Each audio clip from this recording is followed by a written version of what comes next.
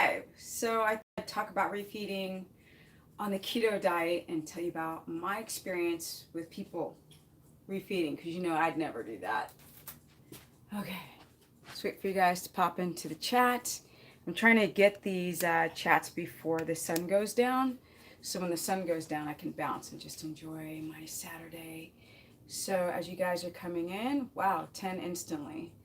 Dawn and Kathy are the first ones to say hello. What's up, everyone?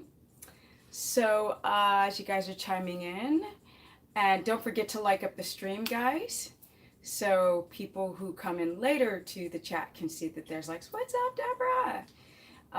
So I thought I'd talk about, I really should talk about BHB salts, but maybe another time. Let's see here, Sam. Oh, Steph. Well, there's a PH, honey. Otherwise, Stefan. It's a STEPH. Or you just call me Steph. So here is a timer. And this is just a symbol to talk about, is it time to refeed?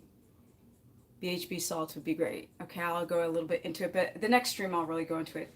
Let's just put it this way. BHB salts are a scam. If you listen to the professionals talk about it, they say it might work. It might be good for the brain. They don't know. So otherwise, they used to say put you in ketosis, but then people were never getting into ketosis, so they had to say, well, it might have some brain benefits with MCT oil. Go. All right, guys. So let's see here. Scam for sure, Jerry says. It's a scam. Whatever. The first product to come out was Keto Force. Years ago, all my clients went on it. They had problems with it. The salts hurt their stomach. They weren't adapting. They'd show ketones in the blood, and then what? You got to keep taking these salts just to have something in your blood. Is it getting into the cells? And that's the thing that is very precarious, which is a scam. So let's get right on to the subject. Should you refeed? You guys, I run a, hi from Arizona, Montana, all over the place. I have one kidney, keto, yes or no? Absolutely yes, Christopher, if done correctly. Yes. Okay. So you guys, I run this keto course Facebook group. It's a great group. A lot of you guys are waiting for, I also ran a keto, like a 30-day keto challenge, but it was really like it was set up like a course. And people keep asking me to run a new one, which I will. But right now, the course is really great. And to join the course, you go to stephanieperson.com to sign up for the course. And then each day we go over these subjects meticulously. Oh, you're welcome. Welcome, Christopher. Okay, so then also, just to remind you guys, my Instagram is Stephanie Ketogenic, because I put a lot of information up on the stories.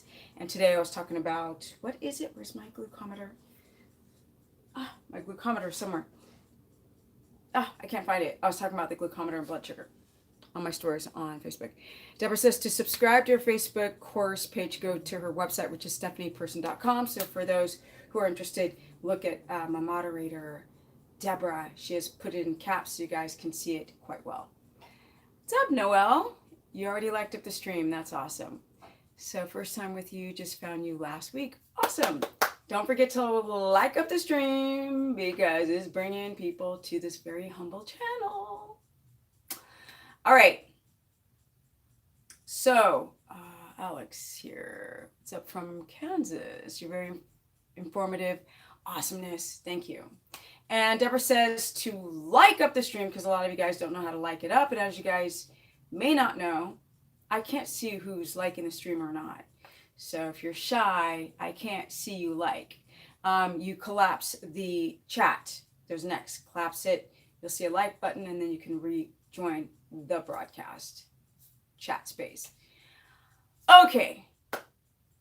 Is it time to refeed? Well, I run a keto course page, as I was saying before, and the reason why I'm bringing this subject up is because 2 people needed to refeed on it. And this comes down to desperation. And so, should people refeed on keto? Well, only in particular situations. The main one, you guys, being hypoglycemia. Now, hypoglycemia is low blood sugar. Unfortunately, you had it before you did keto. You don't develop hypoglycemia on keto unless you do keto up to a year and keep doing the wrong actions. Then you can develop it.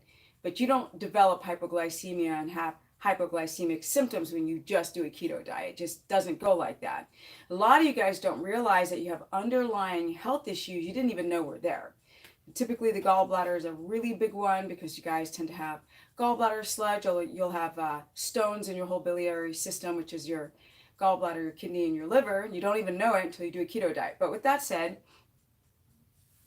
when it's time to throw in the towel and go back to carbs is when you have chronic hypoglycemia. So the symptoms are shakiness, right?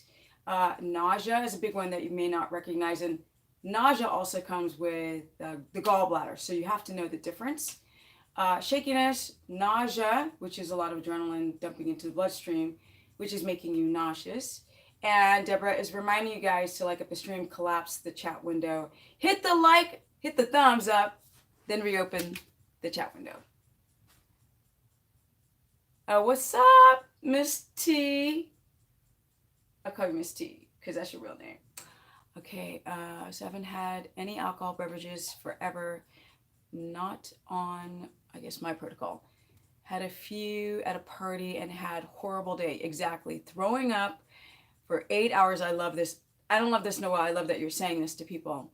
Can't imagine what my blood sugar was today. So this is somebody who's doing keto for a while. We fed on alcohol. And a lot of people get confused about alcohol and their blood sugar because they're like, oh my God, like my blood sugar, it's so low. I must be ketotic on like liquor. And I'm like, no, that's actually hypoglycemia because ethanol shoots your blood sugar real high and then it drops it like bam. And then you guys are like, I feel like crap, but I'm in ketosis. No, you're not. No, you're not. And you're not. So this is the reason why I'm doing a stream like this, is to really teach you guys what it is to actually be ketotic. When is it right to throw in the towel? Melissa, I'm the same. I have no desire for alcohol anymore as well. Jerry says, come on now, like up, boys and girls. I cannot be the only one. Let's do this. Let's do the dang thing. So yeah, we've got 63 people in here. So if we can get the likes up, we can hopefully bring more people to this humble channel, because I'm talking about keto and hypoglycemia, and I don't think a lot of people talk about that kind of stuff. And it's really, really important to know when to refeed or not. So let's go into that refeeding subject. So if you are having chronic hypoglycemia, and people will develop it or have it from the past from skipping meals, so there goes that intermittent fasting nonsense. Then there's the caffeine problem of skipping meals and then drinking coffee. Then there is the skipping meals, which I already said, and the staying up late and the improper posture, digestion, being malabsorptive. So a lot of people are not absorbing their nutrients. And then the body goes haywire and the blood sugar goes from high to low via gluconeogenesis, which is the breakdown of amino acids, via the adrenals, via cortisol. So a lot of you guys will you go to work, you do your thing, or you go to school, or you're at home mom and you're not hungry and you skip breakfast and you're like, oh, but I'm getting really lean and fabulous. No, you're not. And they'll skip meals and then the energy will sort of and they'll drink a coffee and they'll say, no, I love the aroma and I love the taste. But what you don't understand is that cells reproduce themselves, they copy themselves, and the body wants adrenaline, it's addicted.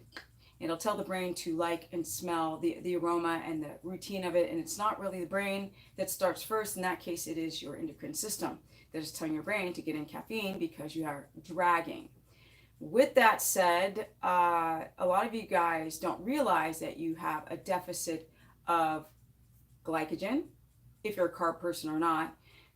Glycogen is your gas tank of the car, right?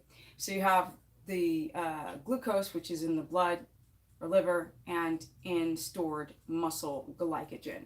That can be depleted very, very fast. And for those who are not adapted, you have to refeed on carbs to fill up the glycogen storages, because if you chronically have a low gas tank in your muscle, then your body will go to the adrenals for the emergency fuel. And that's a problem, because that's your fight or flight system. So if you're constantly going to adrenal glands, which are very tiny little things, to access energy, you guys start to develop inverted cortisol, which means you try to release cortisol in the morning and it just won't. It's just real low. And by the time by the time you get your cortisol up, it's night. And you're like, okay, now I'm awake. And then it's time to go to sleep, but you can't. So that's the inverted cortisol effect when you guys are skipping meals, and then your cortisol release, the timing of it according to the circadian rhythm is horrible. And so then you guys start to develop hypoglycemia, either through skipping meals, getting horrible sleep, stress, not breathing, or because, let me check my food, people, because it's reminding me how long I'm going to be on this stream. So hold on a second. And I have to remember to drink some water. You guys need to drink water too. Every time I do a consultation, you guys, my calendar is totally open for consultations now. So many people are like, your calendar is full booked. Now it's open again, and it'll go fast. Once people realize that the calendar is open, it'll go fast. If you guys want a consultation, there you go. Yes, you eat with no appetite, and that's the problem. So a lot of you guys who are hypoglycemic don't realize, like, you'll do keto, you're like, a lot of people like not to be hungry because they think that they're magically getting lean. They're like, but I'm not hungry, do I eat? And I'm like, yeah, you have to eat, or else this hypoglycemia will increase. So the medulla, the hypothalamus, pituitary, adrenal, and thyroid axis is really relying on you to eat something, because we are not hunter-gatherers anymore. We do not rest. We do not rest and digest. Thank you so much, RTY Pepe. You're always so kind to me. How much glucose does your brain need, if any? So there's no exact number. Doctors haven't quantified that yet, but we will always need glucose for our red blood cells, because our brain can run on ketones. Does the brain need a little bit of glucose? Well, it might need glucose for the red blood cells, but mostly it can run on ketones, which is amazing. So you guys know, I've been doing this thing for almost 11 straight years. And so many times people have tried to get me to refeed. And I'm like, no, I literally want to be my own experiment. I want to see what happens when you don't refeed. And as you guys go back the thousands of videos at this juncture, you can see this is stuff like I'm leaner, I'm fitter, I'm stronger than ever before. I mean, leaner, fitter, stronger. And you guys know that. Just go back to my old videos. See that I look older before, more puffy before. Finally, I caught your live stream. Oh, cool. Awesome. Nat's in the house. Cool. So, and thank you so much again, RTY Pepe. So, my brain has been running on ketones for a very, very, very long time. And I literally have not refed. No freaking yellow squash, no carrots, no onions, no wine, no fruits, no sweet fruits, no fructose, no sugar, no freaking monk fruit, no coconut fruit, nothing. I've literally kept my carbs low. Like literally some days I'm only having 3 carbs a day if I'm just having spinach, for example, for the whole day. And as you guys can see, and I mean, it just seems like the more fat I eat, the leaner I get. It's a very bizarre concept. I will have somebody film me for the entire day. My friend came over the other day and he was just literally watching me pound a package of butter for dinner. He's like, and I don't think about it. I cut a slab, I eat it, I cut another one, we're talking. I'm treating butter like it's a freaking potato chip. I am not kidding. And he was just looking at me. I was like, oh, you're not used to this. He's like, no. And he wants to do keto. And I was like, child, this is the way you do it. December 31st will be 2 years straight keto for Deborah. She says, with no refeeds, I felt better than I have in 38 years with rheumatoid arthritis. And that isn't that amazing that now Deborah's in her second year, and Deborah has, I wouldn't want this upon anyone. Rheumatoid arthritis is this really debilitating inflammatory disease of the joints, and people are so inflamed of the joints that they have so people with RA have so many surgeries. And look, she's my moderator. She's just like so positive, and I really believe in this brain body connection. People are like, oh, it's so hard, keto's so hard, it's like the food choices are so limited and all this nonsense. And here's somebody who's got rheumatoid arthritis, who's been through several surgeries. And as soon as Deborah dialed into her ketogenic journey, her inflammation went boom, right? And I believe her surgeries have gone down to nothing, if I understand correctly, or very down to almost nothing. It's so easy. Keto is super easy. It's just difficult for people who are seriously addicted to their habits. Like, I watch people drive certain ways, shower certain ways, like, their insecurities, and people will literally obsess about the dumbest stuff. Like, I used to hang out with this friend all the time, and we would just like go walk down a street, and there's shops. You had to go in and like total shopping obsession, like no money, and then just total like addiction. And people have addictions to the way they work out. Like, I'll watch guys work out the wrong way, and I'm like, dude, you have to redesign your entire workouts. Like, your central nervous system is totally taxed. So to get people to get out of their routine is really what it is. They're addicted to this way of thinking, way of feeling, way of existing.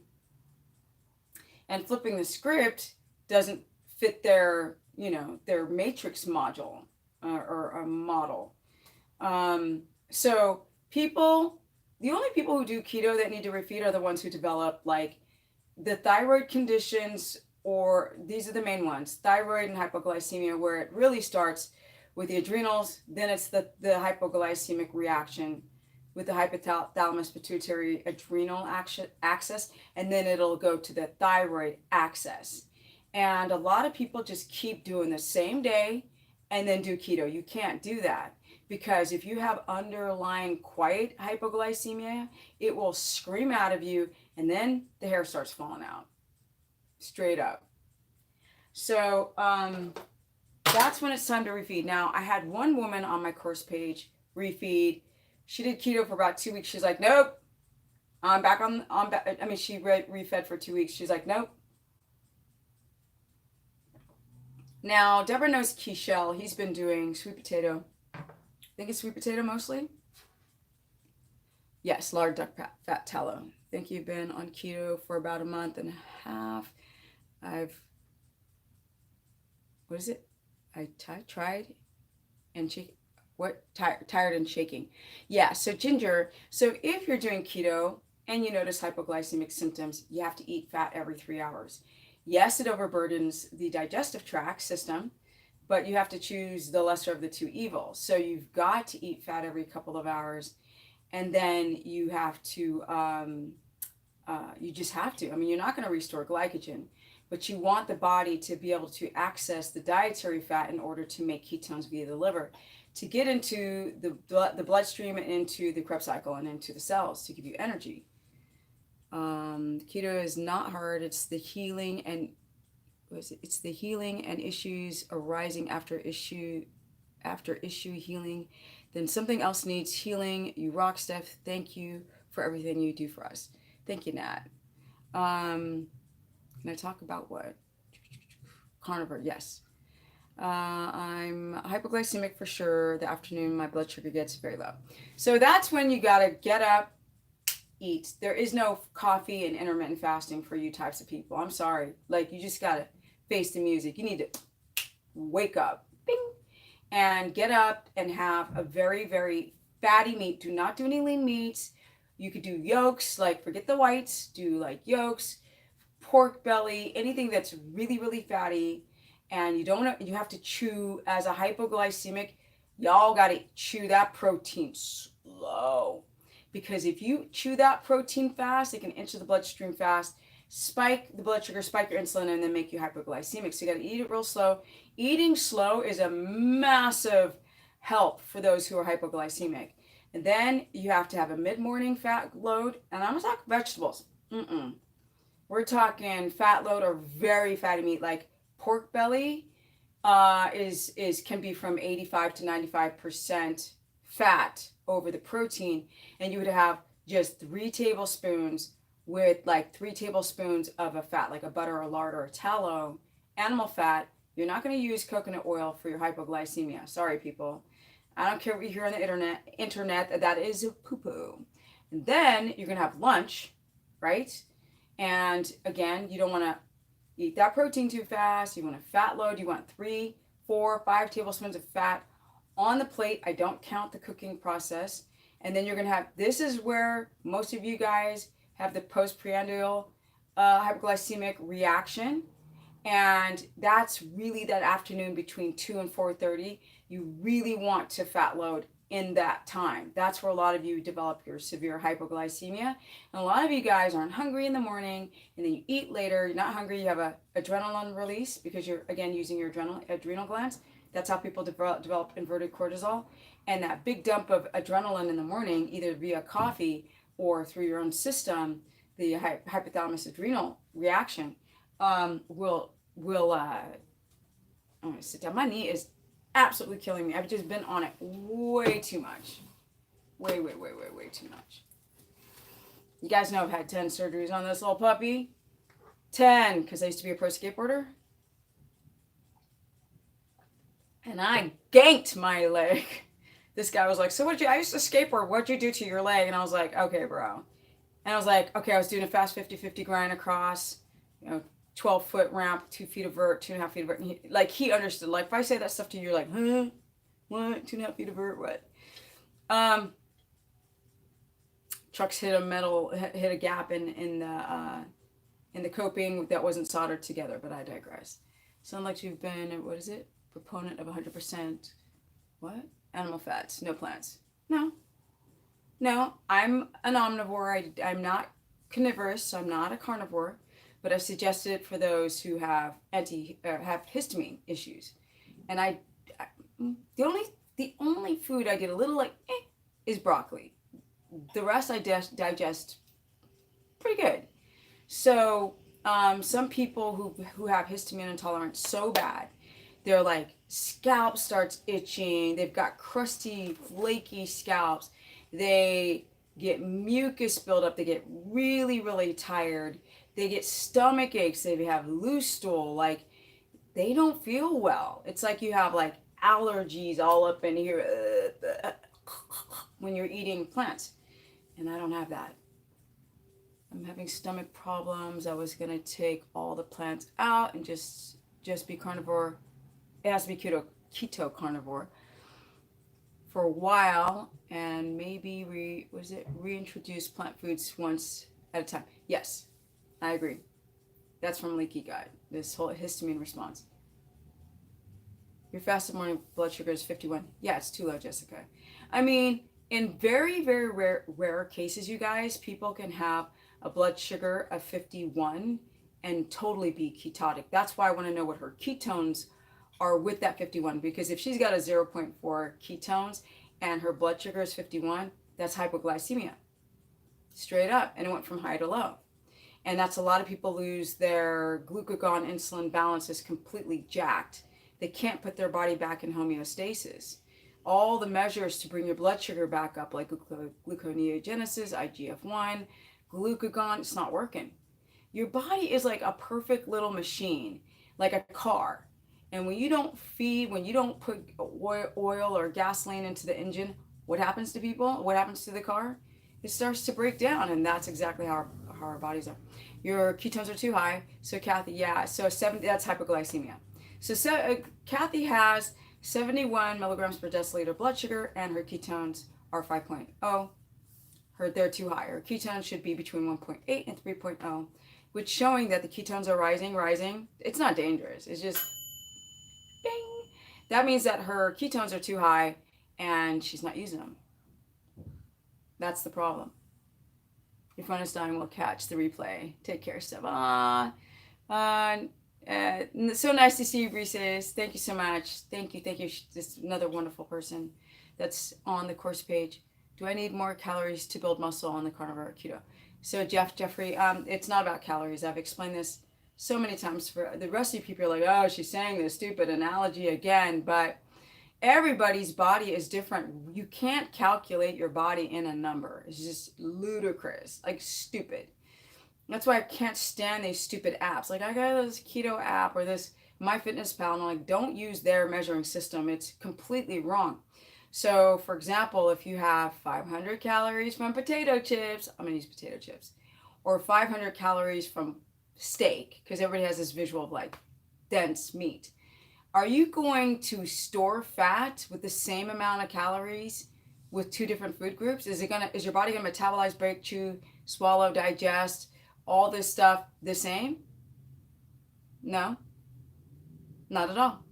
Because the potato chip, if you stick it in your mouth and just shut it and don't swallow after freaking 2 minutes, it melts to liquid. It's already pre-digesting in your freaking saliva with amylase. Then it goes down to your stomach, and the stomach doesn't have to do nothing. It's like, whoop, let's just shoot this into the small intestine. And so you get a big chunk of carbohydrate, and it's going to, not only is the amount, but it's the speed in which it hits your blood. So it hits your blood fast. That's pure sugar in your blood. And then you have so much sugar than what you'd have in the wild. Like in the wild, you'd have some roots, some bitter berries, things very low glycemic, and potato chips are high glycemic. And you're going to have this like sugar hit the blood, and then insulin has to overshoot because the pancreas can't do math. It's like, sorry, so ridiculous. I can't do the math. So no, it can't do the math. It will always overcompensate to make sure that to get all of the glucose out of the bloodstream, because high circulation of blood sugar will freaking kill you. That's why diabetics have problems. They can go into a coma. They can't clear out that sugar after 2, 3, 4 hours. You're going to have some health problems. So that potato chip cannot be like broken down and used fast. It just can't go that fast.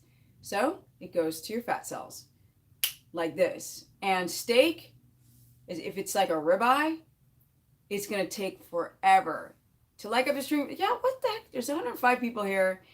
What is going on? There's 105 people here and only 49 likes. And lots of questions. You guys, just hit that X, collapse the chat, hit the thumbs up, like button, and reopen the chat. Let's get those likes up, guys. Let's get little Steph's working her little heart out in my little shoebox where I've got to put my bike inside because people steal it if I don't. Okay, my fatty tea, the butter, and what? 50 likes, LOL, I know. We got a couple more. Come on, we got some people watching on the edge. You're like, I don't know if I want to like her stream. She's got an attitude. Come on, 106 people. Let's get those likes up. You guys, I have a very humble channel. I don't have 1 million subs or 200,000 subs. I haven't even hit 100,000 subs. I've been on this freaking thing for 10 years. Like, really though? I guess I should just get in a bikini and talk about my keto weight loss program or how to increase your butt size. Maybe that will bring more likes to my stream. Okay, let's see here. What more is important, the macro percentage or the grams of fat and protein? Well, that's the same.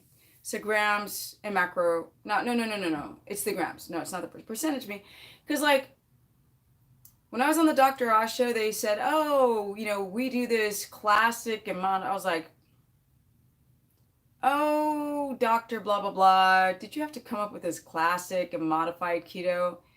I'm sorry. I don't mean to show any disrespect there. That's a bunch of load of garbage I've ever heard. There's only one keto. You either adapt or you don't adapt. That's the one keto. I should call mine the one keto, right? Not the classic and modified nonsense.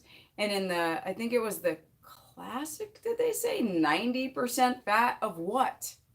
You could do 90% fat of 1,000 calories. You'll never adapt. So it's always to count the grams to answer that question.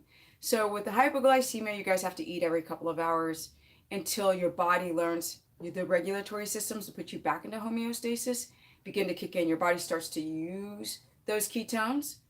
And so it no longer is like searching for the glucose, because that's what's making you hypoglycemic, is the inability to manage your blood sugar, not your blood ketones. So that's Steph's keto. That's Steph's keto. That's what we say. Your way is the only way. Yeah, I know there's only one way. It just really behooves me that people try to find different things. A keto, like, why even use that word? Just call it like anorexia or something like that, or non-anorexia, or carb, lower carb, or like the Swedish say LCHF. Är det rätt? Många säger LCHF. That means low carb, high fat. And I like that because they don't call themselves ketotic. When you use the word keto, you have to be using ketones, not just making some. Because without the use and viability of your ketones, you're going to have hypoglycemia. Your body's still looking for glucose. If your blood sugar is over 80 milligrams per deciliter, more like 84, chronically, you're not ketotic. Noelle, you're so kind. Thank you. And Noella says, thank you, Stephanie. I can't wait for your book. And I've already stocked it on Barnes and Noble's, my Keto Bible. Thank you. Yes. Whew. This book, you guys, the reason why I don't tell you anything is because there's a lot of stuff that you just don't know, and I can't just say it on the internet, but it's almost done. And it will be, bar none, the best keto book out there, because I've just learned so much more since first signing my contract. The book was supposed to be out. It was supposed to be out before, but for reasons it wasn't. And now, because of that, all of a sudden carnivore came around. I always knew about the histamines and the issues with the mast cell. I always knew that, but it didn't have a good solution for those people who are very leaky gut, and even trying to beat the candida. I've even been researching the fecal matter transplant. One woman, I had a consultation with her, she swears by it, and I'm like, but you still have allergies. Like, I don't know if that transplant is the best to battle your gut wall, because it's hard to break biofilms and to kill like competing nasty bacteria. So I'll show you guys my high meat. I'm still doing it. Because some of you guys asked about it before, right? So here's my high meat, you guys. This has been in my refrigerator, I think like 3 months now. It doesn't even smell bad yet. It's just a little bit. Look at that. It's not moldy or anything. And look at that. So this has been like 3 months now. Wanted to show you guys my high meat. Everybody's like, oh, high meat gets you high. And I'm like, I don't care about that.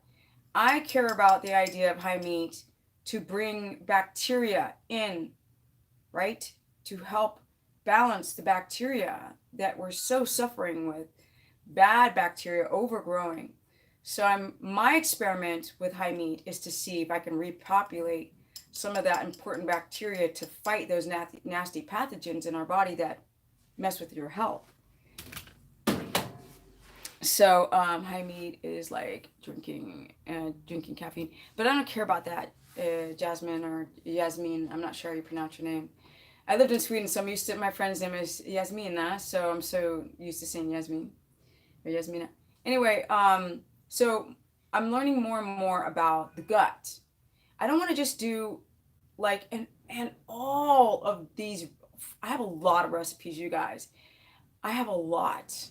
And now I can put disclaimers on everything. I don't even want recipes, but the recipes will draw you guys into the science. And there's going to be a lot of information about the hypoglycemia, right? These experiments in my keto course group. I love this group because we try different things. Stuff that I didn't know a year ago, I know now. So it's very interesting.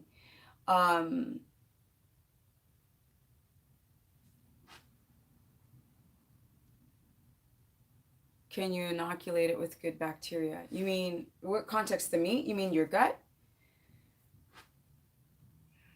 Raw meat has a similar stimulating effect. What is your favorite domestic animal? I don't have favorite anything. Like, I'm a mood person, right? Like, my photography reflects my mood. So I don't shoot one thing. I shoot all types of things. It's always been my style. Yo, I was wearing these funky ass because this is my workout outfit. Everything, if y'all saw me on Dr. Oz, yo, I slayed that outfit. So I don't have a favorite animal or favorite, I just literally, whatever mood I'm in. Like when I went to Australia and they put that koala in my hand, I was like, the koala, oh my God. Oh, those koala bears are the most, oh, the sweetest little thing I've ever touched in my life. Anyway, so you guys, for the hypoglycemics, you're gonna have to. Okay, Power Girls. Thank you, Deborah. Yeah, I can't see. Okay, urinating almost every hour at night. Okay, so Power Rule 357. Power rules. Okay, so Power Rule, it doesn't mean much to me. If you're peeing every hour, you sound like a keto newbie or somebody who refed and then, that was the original subject. I need to talk about the refeeding, but I need to know more. Because if you're peeing every hour and you just start keto, that's normal. So there's nothing more to say. But if you're peeing a lot and you're potassium deficient, that could also make you pee a lot as potassium deficiency. You were right about sauerkraut. It's been bloating me. What's the best food for good health? Gut health? Liver. Grass-fed cow liver. Mm-hmm. It's got all of these nutrients to help your immune system. And get some sun or a vitamin D lamp. Okay, so the refeeding. You refeed when the hypoglycemic symptoms are too bad. So it'll start with hypoglycemia, which is shaky, nausea, low energy, which is just draining your adrenal function. And then you'll go from here to here. Once you go from here to here, it's time to stop. Once that hair falls out and it won't stop, it just won't stop, you're going to have to go off the because you're not using ketones and you're not using glucose, so you're just fracked. You have to use one fuel or the other. So if you guys are not keto adapting, like this one woman on the course page, I keep telling her, your hair keeps falling out because your sleep sucks. You're an insomniac, and until you get that childhood and PTSD in order, you're going to have to refeed. But like her gut issues, her histamine issues are so bad. She really has it bad. She's like, well, if I go back onto carbs, all of the bloat and the feeling bad will return. But if I go back on the carbs, my hair will start falling out. So which one do you choose? Why do we have 100 people here and only 74 likes? Let's get these likes up, guys. My food is getting cold. I was supposed to stop once you heard that bell ring. We are 38, almost 39 minutes into this. Otherwise, if you refeed on carbs, you are going to damage the whole system. A lot of people who go and do like alcohol or carbs and refeed, their blood sugar is horrible for the next week. And some people just can't get it back to be stable because it really depends on what's going on in your life. People are like, I'm moving and then I refed. And then like there's so much stress because they've got to pack up the house and, oh, I'm doing this. Oh, I've got to travel here. And then I refed. And then the blood sugar just won't stabilize for weeks and weeks and weeks. Do not refeed. People tell other people, professionals, they are professionals, but they don't know what they're talking about, are telling people to refeed because they think, did I miss something? Oh, no, I didn't. Good sleep is so underrated, right? On keto, I go to bed by 9, which is so amazing, and naturally get up around 5, so great, with no alarm, in the best mood. It's become such a peaceful time of day. And Billy Jordan, like, that's another thing. It's like, you don't have to refeed back on the carbs because people are saying if you don't refeed, you'll affect your thyroid. No, a lot of people repair their thyroid because they do what Billy is doing. Right? If you guys would just do what Billy's doing, you wouldn't have problems with your freaking thyroid on keto. As long as everything else is in order, you don't have to refeed. But if you can't get that sleep in order, you can't diaphragmatic breathe, you can't get that gluconeogenesis and catabolism to stop, and having gut issues and sinus infections and all this ridiculousness, then you're going to have to go off keto and refeed and just stay off for a while. And not refeed back onto standard American diet, refeed it onto slow, low glycemic carbohydrates like freaking yellow squash if you can tolerate that, because it's freaking got seeds in it, and you know baby seeds kill us slowly. There's a lot to learn, you guys. You know, sometimes you have to pick the lesser of the two evil, but you don't refeed. Your blood sugar will become hyper unstable. You only refeed if it's the last friggin' bus stop, right? The metro in Paris, the last stop. When it's the last stop and the hair is falling out and you're developing really weird things and you start breaking out in shingles, then it's time to go on very low glycemic, and you'll have to plan out your carbohydrates perfectly, or else the hypoglycemia will just continue on refeeding, which I've seen with people too.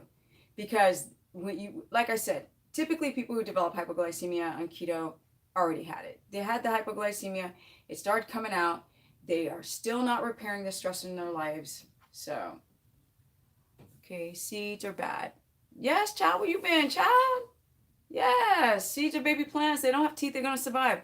I have a lot to learn. Yeah, I'm just kidding, by the way. When does your book come out? So I will announce when my book is out. But for now, So stop asking me, people, when it's out. You'll know. I will tell you. So, or the pre-sales, because that's how it goes first, before the hard copy comes out. Now, that's my refeeding subject. People like naturopathic, naturopathic, whatever how they say it, holistic functional doctors will tell you to refeed because it can damage your thyroid. Yeah, if you don't do what Billy does. If you don't have your macros right, if you're using MCT oil to try to keto adapt. On what planet do people think that MCT oil it may put you in ketosis and raises your ketones? It doesn't. Seeds are bad because you plant a seed, you grow a plant. So they're the babies of the full matured plant. And so they have the most anti-nutrients in them, phytates, phytic acid, lectins, all of these nasty things that destroy our immune function. And we're just not taught this, so we don't know. And people are just eating gobs of nuts. I'm like, okay, well, that's why you fracked up. Nuts are such a great source of fat. No, they're not. They're omega-6s. We have too much 6 in our diet. No. You need some 3?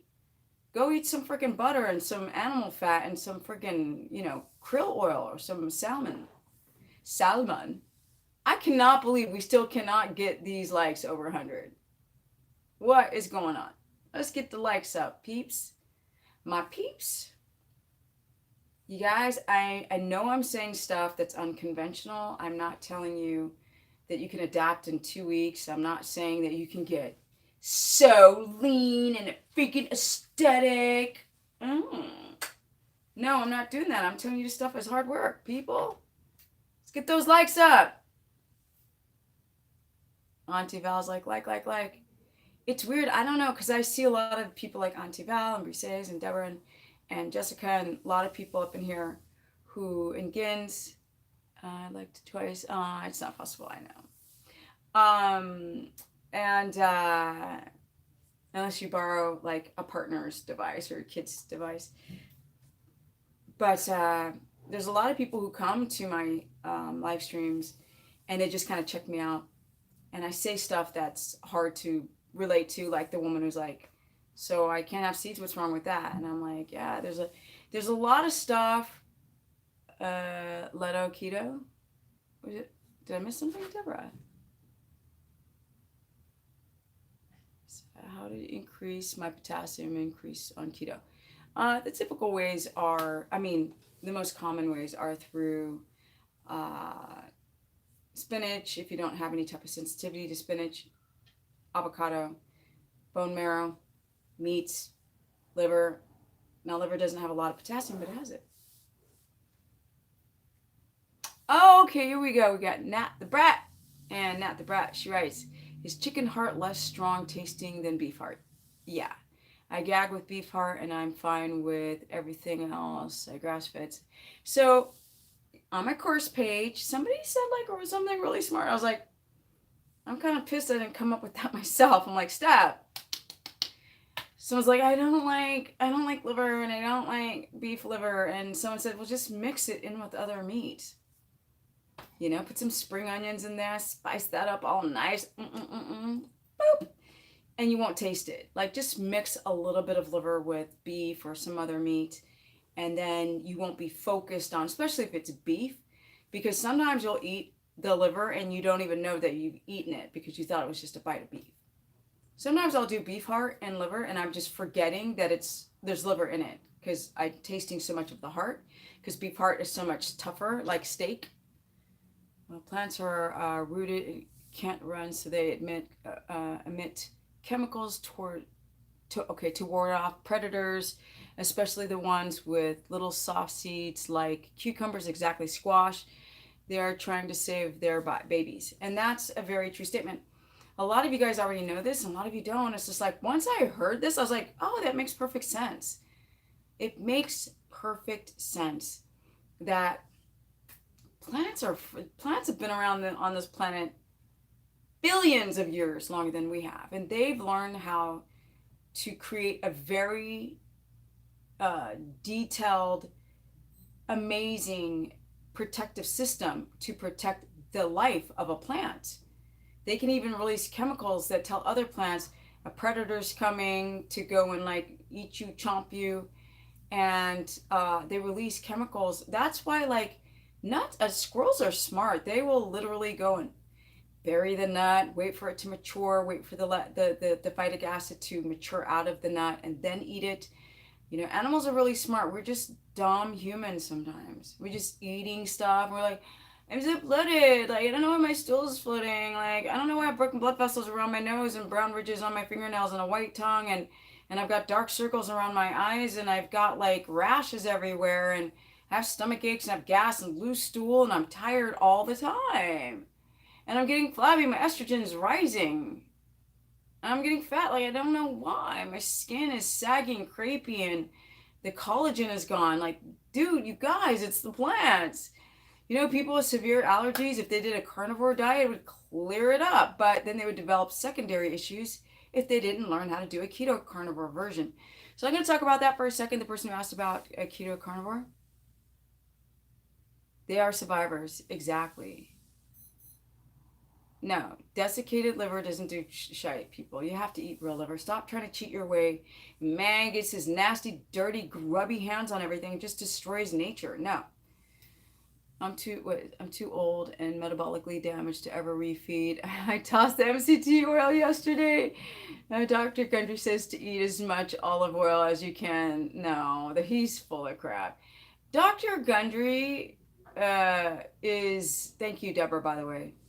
I stopped listening to Dr. Gundry. I took what I could out of some of these health professionals have some really great knowledge. I'm not going to lie.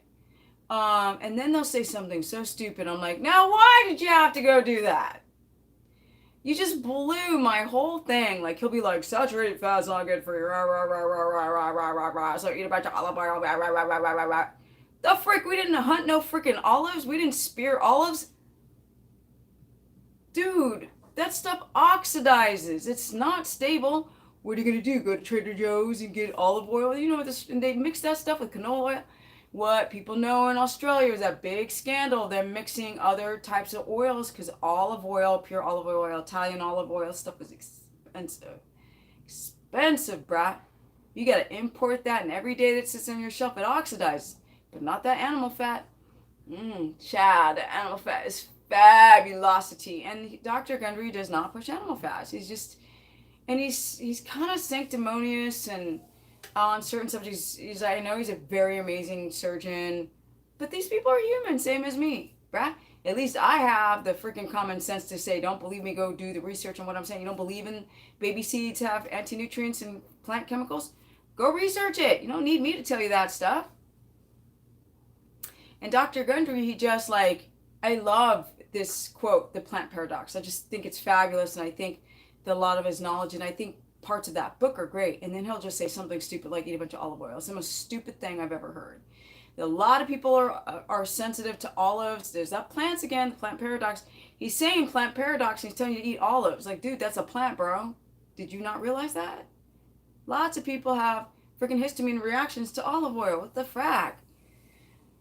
Let me see. The argument that plants are defending themselves is a bit odd to me. Hannah, child, you got lots to learn. I mean, animals cry and scream and run away too. I'm not a vegan, but so Hannah, child, I don't know. Like, I feel sorry for you that you find it odd. I really do. You ever just go research it? Salicylates, oxalates, goitrogens, nightshades. Like, it's not freaking quantum physics, Hannah. They fed freaking kale to pigs and they developed goiters because kale blocks iodine from getting into the thyroid. I mean, it's not quantum physics. How many children die from anaphylactic shock from eating freaking nuts and almonds? Duh. I mean, it's not like, hello. You think about all these severe allergies, it's not from freaking animals, like healthy grass-fed animals. It's from eating a plant. I mean, child, it's not that. It's not quantum physics. So I feel sorry for you that you're like doubting it. It's like, it's out there. You know what I love to study? I love to study the vegan argument because like vegan scientists will sit up and straight up tell you, you have to eat a plant in this age, this way, prepared like this, like this, like this, to get the K2 out of it, to get this out of it, to extract this out of that, to watch out for this anti-nutrients. So Hannah, do you think that wheat gluten intolerance is a freaking ghost? It's a myth? Do you think that people eating bread, developing like all these fracked up illnesses is like them being a hypochondriac? I feel sorry for you. Animals defend themselves. Billy says animals defend themselves by biting and running, etc. We can overcome that. Plants defend themselves by poisoning their predators. I mean, duh. It's like, I don't like when people argue weird stuff. I'm like, that's so strange. Like, I'm not saying anything like elephants fly or something.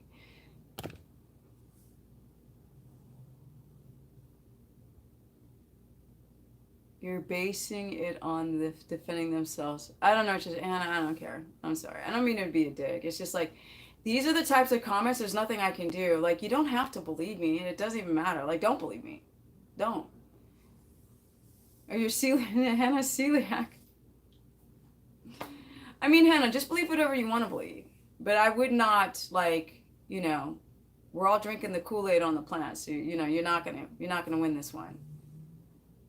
Oh, you do believe me? Well, then I'm confused. I seriously don't confuse. It's not about any plant animals defending themselves, but rather that plants defend themselves after death. That's the problem. The defense is the poison in the plant. Yeah, of course your daughter Reza can start eating keto at 13. It just has to be done the right way. Exactly, and Deborah has kids, so she knows. Keto is awesome for kids. The thing is, you know what I'm learning? I'm learning not to argue with people on the chat. I really think that people should believe whatever they want to believe. If you want to be strict vegan, raw, like, chat, have fun. You know what I mean? If you, whatever you want to believe, it's all good. Yeah, I think also the problem is, Hannah, that you're typing your comments and they could be easily misconstrued by me, easily. Because it's not like, people ask questions, I'm like, well, I need more background, you know? So it's easy to misinterpret things. Can you explain keto carnivore? Yes, I'm sorry. Keto carnivore, do you mean just making sure that you... Okay. My 13-year-old has been eating keto for several years.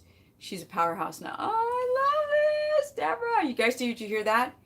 Keto, Deborah, who's my moderator, who has rheumatoid arthritis, has been doing keto for 2 years. Her daughter's also been doing it with her, and she's like strong. She's 13, so it's amazing. It's amazing. Love to hear this. We are freaking 4 likes away from getting 100. Can we get the likes up before I talk about keto carnivore? Let me see. Help me, Deborah. My daughter has waist measurement of 94 centimeters. Again, this is a comment out of context, so you can't ask Deborah to help you. You have to explain more what you mean, or else it can be misconstrued as something wrong. We got 3 likes away from 100. Let's hit the 100 likes, and then I'm going to talk about keto carnivore. Come on, guys. Let's get these likes up. It's getting dark. Then when it gets dark, that's when I like to go. Come on, guys. Let's get the likes up. We got one more. We'll hit 100. Come on. I know there's like 30 people in here. Just collapse that window and one more like. I know. Yay. Thank you. Okay. Yeah. Deborah's awesome. She's my inspiration for sure. 101. Okay. So,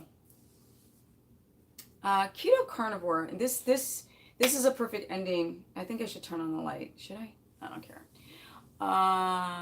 Okay, my daughter's 13, 276 centimeters, 94.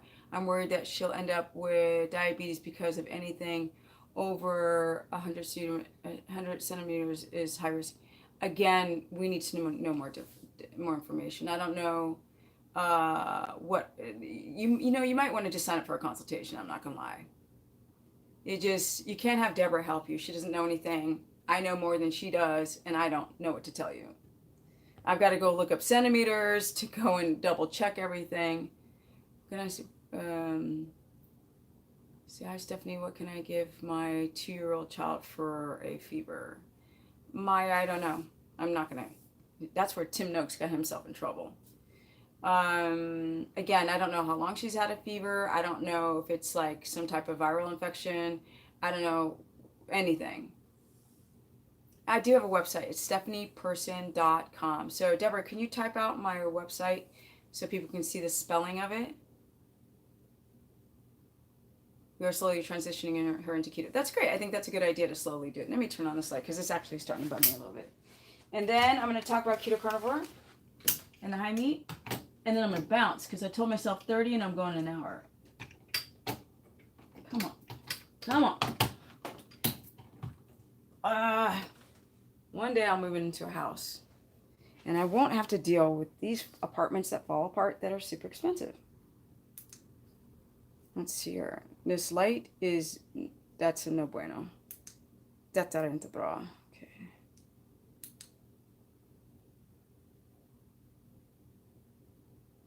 Deborah's like, her consultations are awesome. Yes, they are. Come on, light. Now it's not turning on. Really, though? Okay. Let's turn it down. I should turn on my Christmas lights again, right? Okay. Let's go into the keto carnivore. Oh, you like my Christmas lights? Yeah. I like them too. So essentially, when I first heard about the keto carnivore diet, like most people, I was like, that is the stupidest thing I've ever heard of. And I was like, but there's like a part of my research brain that's like, well, don't totally shut it out. Like there could be something to it. I'm keto, raw, carnivore, experienced a very interesting candida die-off about 3 weeks ago. Okay, Yasmin, okay. So I can't believe you only have 90, I know. I only have 90,000 subscribers, and I've been talking about keto way longer than everyone else except for Jimmy Moore and Stephanie and Nora Gagaudis. The rest of them, way before them. And it's just because, all good things come to those who are patient, who don't sell out. That's all I'm going to say for now. Okay, this light's really still crappy. All right. Is that better? Okay. So, exactly. I think what's happening now, like on my channel, is I see people starting to finally listen to all this autoimmunity that I always talk about associated with keto. Because if you click on a video and I'm talking about your gut and your thyroid and your poop, is it yellow, is it pale, is it white? people are like, oh, not interested. Let's get to the recipes. Let's get to that I can eat some cheese, that I can refeed, eat some nuts, you know, get super ripped and shredded on keto and get the business and do, like, if I did all of that nonsense nonstop, I'd be freaking so rich. Yeah, I keep it real. It's really hard for me, you know. Doing the Dr. Oz show, as long as I could just, I told them, as long as everything is in my own words, I'm cool with it. But like all the little details of the show, I was like, I just showed my gratitude for being on the show, but there's still a lot of learning. What I told them was, maybe you guys in the future can do keto and the lifestyle of it and not focus so much on the food, but also focus on autoimmunity, how you should work out, how you should sleep. And the main producer's like, yeah, maybe we'll do that down the line. So, you know, I'm going to try to do a media blitz now to try to get my word out sooner than later. Deborah's getting them. That's what Deborah got them. Deborah, that's why my mod's here. She got my back. So keto carnivore, I saw it when I saw it online. This oddness years ago. I was like, that's weird. And I still like would come across some of those videos, and then I saw it on the Joe Rogan show, and I was like, But then I was like, okay, I'm not gonna close the door on this idea. I'm gonna research it. So I started researching it, and then as soon as I researched it, I think the first day I ever researched, awesome, okay. Yeah, Deborah's on it. As soon as I researched it the first day, I was like, duh, histamine intolerance. Like the first day. Like, I don't just research the carnivore diet. I'll go deep into the research of, do you need insoluble fiber? Do you need soluble and soluble fiber? Do you need it? Like, is it good for the colon and to eliminate, or can it bulk up? And I realized that in some people who've got issues with their digestion, it can literally make you more constipated. So I was like, okay, that's interesting. And then I was thinking about like the prebiotic fiber. So then there's that omnivore type of concept that, you know, prebiotic fiber will help probiotics grow. But then there's this other school of thought that some people can't do probiotics because their dysbiosis is so bad. So everything has to be done meticulously, one little baby step at a time, before, you know, you start to believe that anybody can just ingest plant source things if the fiber bulks up in their colon. How many women do I deal with who've got thyroid, who do a ton of psyllium husk and all this Metamucil and all this stuff, and they still can't poop? So you have to go deeper into the dysbiosis or the thyroid issue. But with that said, because having low thyroid function makes it you can't poop, or often you cannot poop. People need to take the time to experiment on themselves with different foods. Exactly. But Billy, with that said, people need to know the range of foods to experiment with. It's not like, oh, I'm going to go try some wheat. No, I'm going to try cream cheese. I don't mean like that. I mean within the realm of, let's say, okay, I do cruciferous vegetables on keto, but I'm really sensitive to most of them. So let's try cauliflower. Because cauliflower is one of the, now some people react poorly on cauliflower, but most people with severe histamine do well with cauliflower, you know. Or I'm going to do green beans. Now some people are like, I can't do green beans, but a lot of people can. Or I can do spinach. And that's another thing. Dr. Gundry said, you know, to pressure cook the anti-nutrients out, which, because I was reading his stuff a long time ago, and that doesn't work with everyone. It just, even ghee, if you sit and freaking cook butter into ghee, that sometimes doesn't work. The little bit stuff left over, people are so reactive to it. And that's where the carnivore diet comes into play. So I really think that the carnivore diet, and I have been working, you guys, with so many people who are so messed up. They eat salads, they feel sick. They're broken out, rashes, don't feel well, little anxiety, depression, chronic depression, thyroid. What Hannah doesn't realize is that a lot of cruciferous vegetables block iodine from getting into the thyroid. They develop goiters and issues, low thyroid function from the anti-nutrients. And sometimes you have to just let go of the plants until that gut wall starts healing. Get them, Deborah. Deborah is on it. What are these people saying? I'm kind of curious.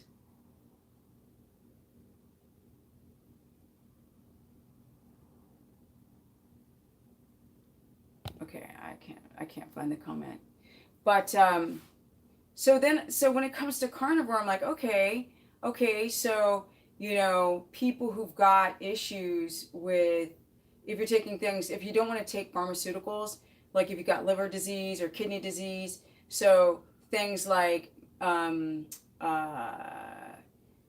um, turmeric or ginger is good for the liver, and things like parsley is really, really good for the kidney. So everything's like a balancing act on, how histamine latent are you?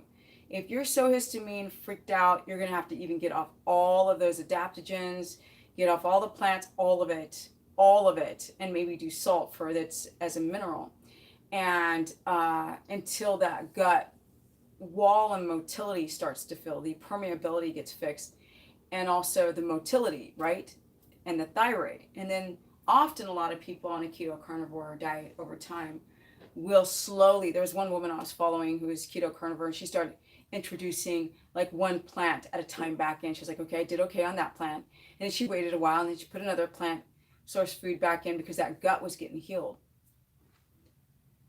Whoever it is, Deborah, if that person still keeps trying, just delete them, block them so they can't keep coming back.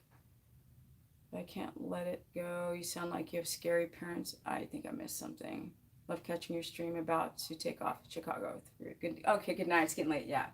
So you have to do keto carnivore. I've seen other people. I started studying more people do carnivore, and I'm like, they're not talking about ketones. They're not educated in ketones. And if you're going to do ribeye all the time, where's your body going to get the energy from? There's not enough fat on ribeye unless you're really just eating a lot of the fat and less of the protein.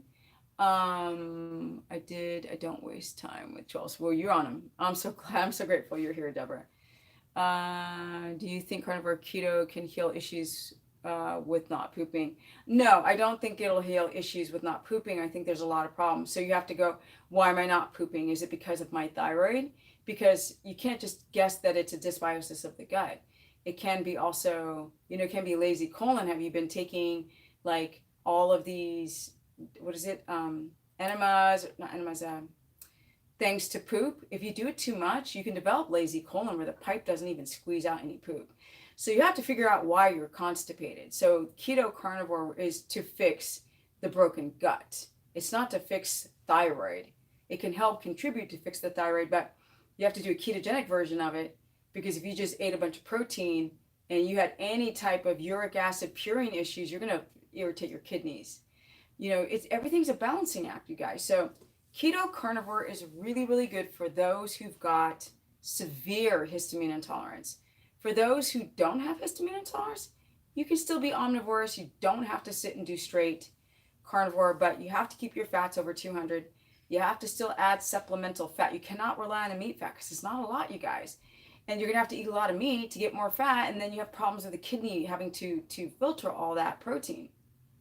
So it's easy just to eat pure fat. That's what makes it a ketogenic carnivore version. So if you have a sensitivity to butter, you switch to lard. You have a problem with lard, switch to tallow. But you got to get in those fat tablespoons, 12 a day with your food, all throughout the day, 12 tablespoons.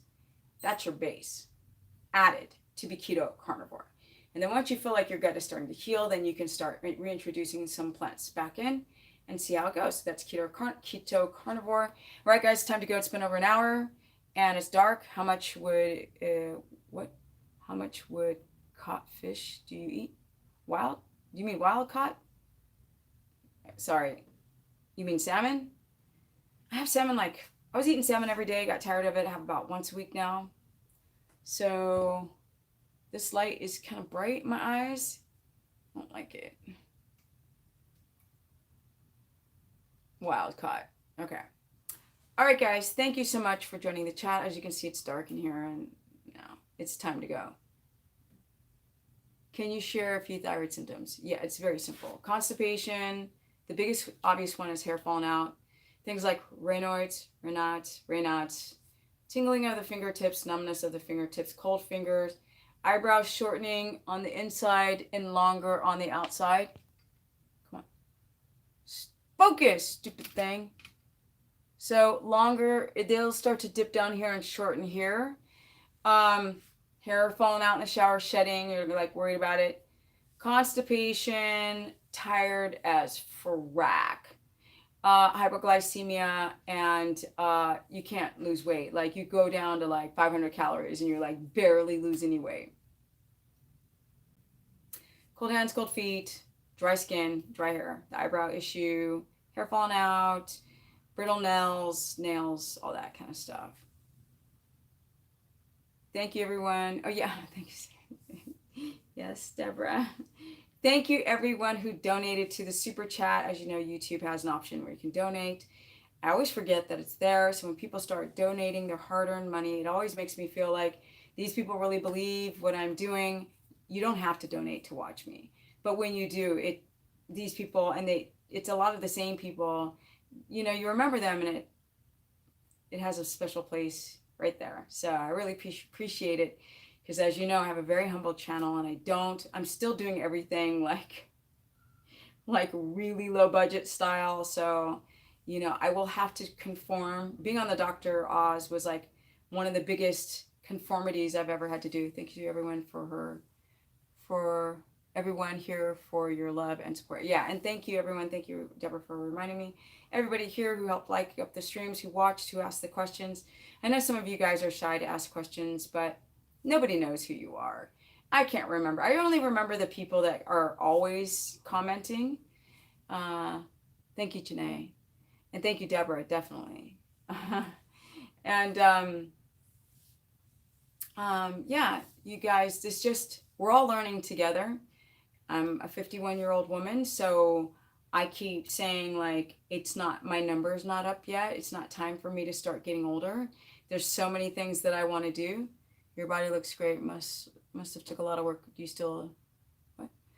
Do I what? Awesome. Thanks for having her back. Yeah, definitely not. Yeah, no, my body it's interesting. It's a work in progress. And the reason why I've worn half tops in 10 years of videos is so you guys can never say that, oh, you know, Stephanie's been hiding her body for 3 months. I guess like keto doesn't work. And, you know, to be at this age, you can go and see videos of me before, and I look more dried out. And now I look healthier now. And, yeah, Dr. Oz was like, I said, I'm doing keto and I can't speak more highly of it. So, oh, thank you so much. So, RN Kim. She's an RN. Anyway, thank you guys.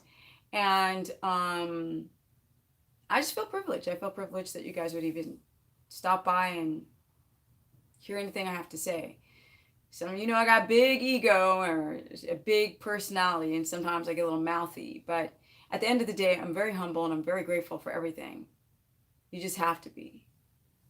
So, okay, time to go. And I hate it because I just never drink enough water. Talking always dehydrates me. Until next time, you guys. If you guys want to comment in the section below what you'd like me to talk more about on my live streams, do so, because I don't know what you guys really want me to talk about. So if you guys don't mind making comments in the chat below of what you would like me to talk about in the live streams. And if you guys want me to go back to pre-recorded videos, somebody had inboxed me on one of my social media platforms, which my Instagram is Stephanie Ketogenic, and my Facebook is Stephanie the Business Person. But she was like, I really love your live streams, but they're too long. That's why I try to make them short. And then so I was like, do I do pre-recorded videos? Thank you, Pam. I guess a lot of people saw the video. I mean, she said I looked great on the Dr. Oz. It was really short. I mean, they just stuck me in for 2 seconds because I'm controversial, you know. I am. On the show itself, I was super, you know, I was super malleable. I was doing whatever they wanted me to do. But I think the talks before the producer my insecurities of, having them twist words and stuff like that, which they didn't at all. But I had a fear of that because people were talking in my ear like, oh, they're going to do this, they're going to do that, blah, blah, blah. And so constantly telling these producers, keto is not about olive oil. I said it like a million times.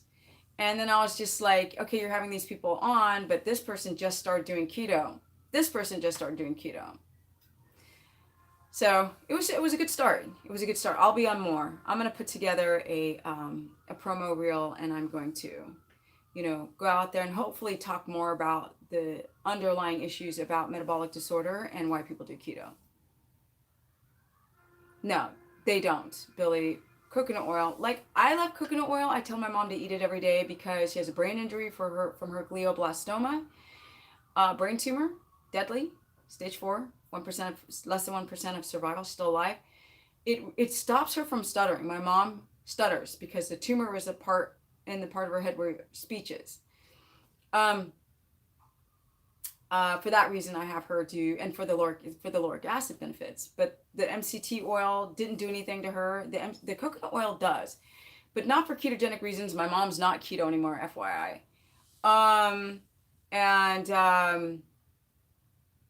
Animal fat seems to do people really well, and olive oil is like, there's somebody I did a consultation with the other day, and she ate a bunch of olive oil. Her ketones were shite. They were just horrible on a ton of olive oil. And I keep seeing that. Like, I think olive oil has its place, but it's not the main fat on keto. It's animal fat. And that's what I told the producers on the Dr. Oz show. I said, it's 80% fat mainly coming from animal fat. And they're like, yeah, but that's not heart healthy. And I was just like,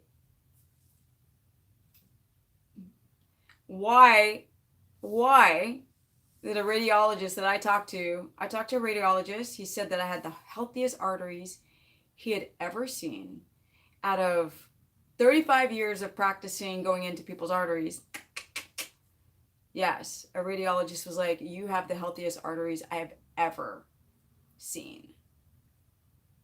And I was like, that's redemption, right? That was the moment where I was like, yeah, that's amazing. Did I change what? Did I change the thoughts in the past few years? Yeah, of course, Billy. I didn't change them. I evolved. So some of the base stuff is like, that's why, like, everybody who lands on an old video, I mean, I got a freaking video with freaking organic butter. Like, it's embarrassing. I was like, oh, it's organic butter. It wasn't even grass-fed. You evolve. You learn more. That's why the book that I first started writing has completely evolved to another book. So I'm really excited about. I think that if I would have published the book that I first wrote, I think I would have felt sick to my stomach. I would have felt disgusted because I didn't have the knowledge a year ago that I have now. So yeah, you evolve a lot. Yeah, I better go. And Deborah's confirming that animal fat gave her a perfect heart. It really does. It's amazing. So with that said, you guys, thank you so much for joining tonight's chat. The proof is in the pudding, guys. Look, the proof is in the pudding, right? I was talking to my friend the other day. He's 47. He's like, yeah, but your stomach's not like, and he's like, your skin on your face isn't drooping because, like, black don't crack, but it sags. And I was like, I know. And I was like, it was a friend I haven't seen for a long time. I was like, it's keto. He's like, I want to do it. I was like, I'm telling you, it's keto. Oh. And I'm not a person who's like, oh, you have to do keto to be healthy. I am not like that. I don't care. You want to do keto? I'm here for you guys. You want to learn how to do it the right way? I'm here for you. But if you don't want to keto, don't do it. Like, when people are like into all these other diets, like carnivore or raw or vegan or this or that, they're like, if you don't do my diet, then you're not healthy. I don't give a frack about any of that garbage. I will never talk that way. When I go out to lunch with my friends who don't do keto, I forget. I don't care what they eat. I only care what I eat. If they want to know about it, it's going to be a game changer. Like, I'll become a different person. But if they don't want to know about it, you eat what you eat. I eat what I eat. Good. Like, I don't care what they eat. I care what my mother eats, and I care what I eat, and that is it. Okay? Or other people who care. Thanks, guys. Thank you for joining this chat. It is dark now. I can't stand that it's dark early. It's screwing up my live streams. For those who want to learn more, you can go to stephanieperson.com and join my keto course. Sundays I do many consultations with people, many because I do many of them and they're short ones, and it's a keto course. It's awesome. And it's time to go. Until next time, guys. I was going to live stream tomorrow, but I'm like, nah, it's Sunday. I'm going to work on the course page, and then I'm going to work on my book. I'm going to be working on meal plans. I'm going to put some new meal plans up there. I think I'm going to put a keto carnivore meal plan on my website for the histamine people. And I'm out. Peace, guys. Thanks for joining tonight's chat. And I'm out. And we got the likes, over 100. I love it. Thank you. Oh, you do thank me. Thank you. Oh, buy your book. Oh, okay, cool. And Deborah, always, like, I don't expect you to come and moderate. Like, you have a life. But every time you pop in, I don't know, I'm just so happy. I'm like, oh, Deborah's here. You know, because I don't tell Deborah, hey, come and moderate my stuff. That'd be just too weird. I can't do it. But she just pops up, and I'm like, yes, my girl. My girl. What's up, Deborah? Thank you so much for always having my back.